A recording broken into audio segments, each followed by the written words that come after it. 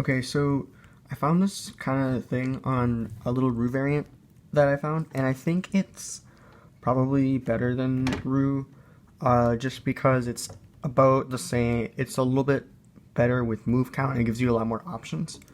So normally in Roux, what you're going to do is you're going to solve a first block. So if I just do that quickly, uh, you'll have like this block here. And then that can sometimes give you some pretty bad, like, for the next step is second block, but that can be kind of hard sometimes because you have this DR edge that you have to worry about, and then you have all these pairs that you might want to try and preserve. So if you're going to be doing stuff like this or something, then that's going to be a lot of extra moves that you don't really need to do.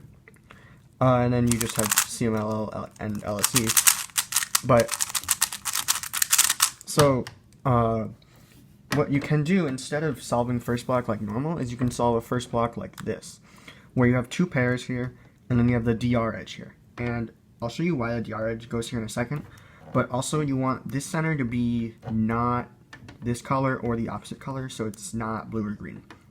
So if you solve second block like this, it gives you a lot more options, and you don't have to worry about the DR being in the way. So for example, we can just solve these with U prime, R prime, U, and then R, U2, R2, and then you have U prime and an insert in the back, and then your pairs are done, and you don't have to worry about the DR getting in the way. And then, but here's the really cool part about this. What you can do is you'll notice the DL edge is right here. So if you just set the DL edge up to here, and then do an M prime, S prime, then your first two blocks are solved. So this part is going to take a maximum of 4 moves. So what you can, or it's going to be like 5 moves actually. So you're just going to want to bring up the edge to the top, so it's like it's like this. Bring it over here and then do another move, and then you're ready to insert it.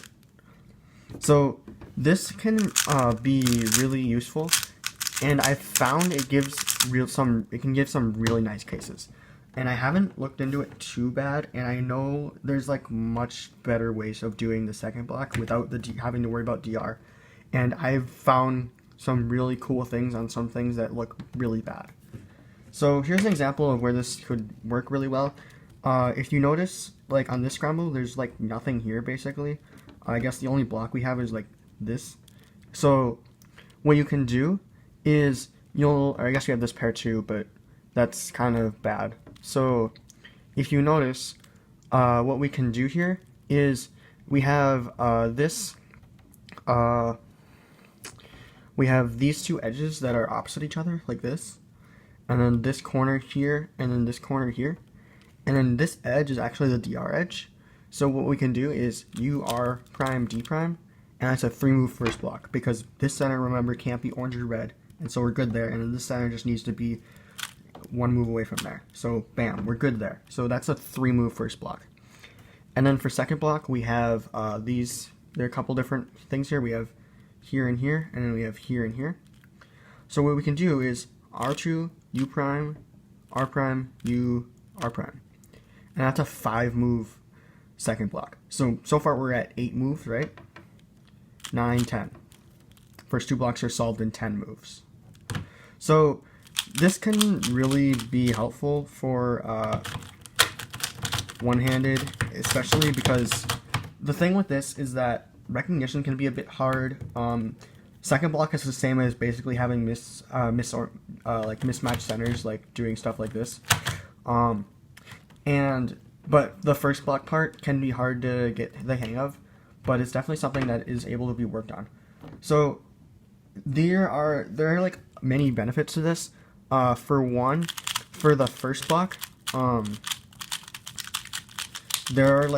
it gives you a ton more options. So not only because this center can be 1 of 4 instead of like 1 of 6, and it also gives you the option to have this other edge here, which can be really good on scrambles that look bad and don't have anything on them, like the one I showed you.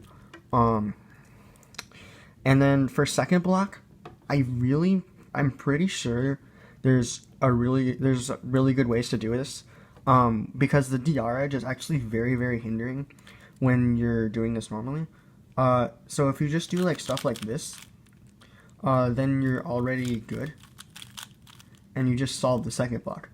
The one thing you do have to be careful of in second block though is that if you accidentally solve your DL edge in the DR spot, then you're not, then you're kind of screwed because you can't put anything in there.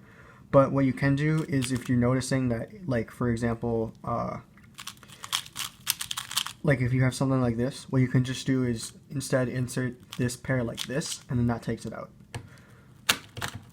So yeah, this method seems to have a lot of potential. I got an 8.6 single on it, with it, and it just cuts down on the moves, but it's definitely something that really needs to be practiced before it's actually going to be able to be put into use.